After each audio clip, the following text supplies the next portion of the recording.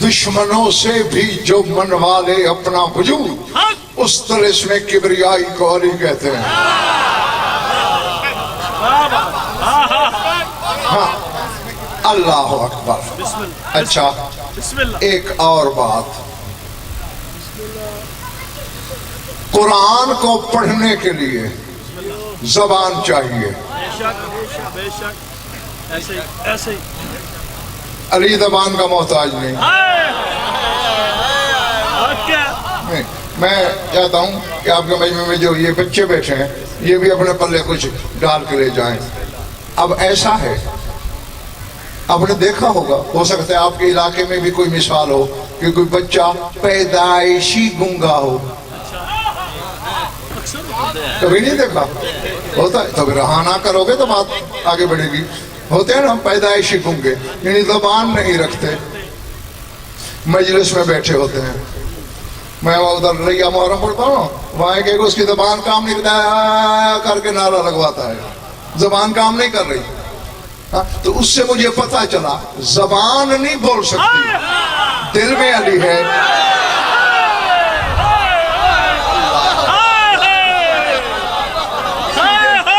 ठीक है ना? आखिरी महले वालों, आखिरी कतार वालों, ज़बान नहीं रखता, नुत्क नहीं है, कलाम नहीं कर सकता, दिल में अली है। अब यहाँ एक मसला समझाने लगा हूँ आजिज़ी से। आजिज़ी इसलिए कि मैं सबको अली वाला समझे हुए हूँ।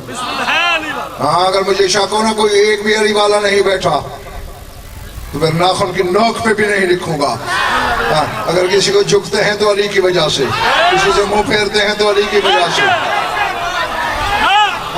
क्योंकि इज्जत के सारे हवाले अली। अब जो बेचारा लड़का है ही पैदाइशी गूंगा, वो बेचारा नमाज तो पढ़ नहीं सकता, कुरान की तिलावत नहीं, चूंकि नमाज में कुरान पढ़ना पड़ता है ना, सूरह फातिहा होगी, सूरह कद्र होगी, सूरह तौहीद होगी, यही है ना नमाज।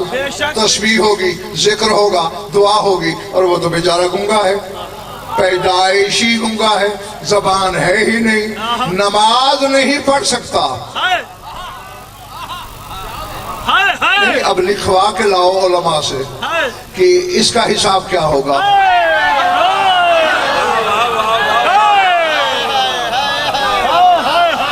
ये आपको फतवा देने में बड़ी जल्दी होती है। जिसने एक नमाज कदा की उसका ये सिला, जिसने 5 नमाजें छोड़ी उसकी ये सजा है।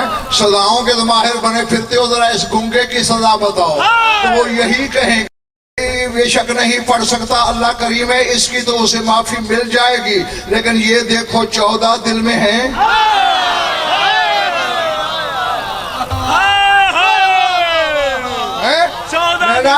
सर उठा फिर कदम फरेक के एक चैलेंज सुन, जिसने नमाज पढ़ी अली के सबब बख्शा हुआ मैंने दिखा दिया, तो अली के बगैर बख्शा हुआ एक दिखा दे।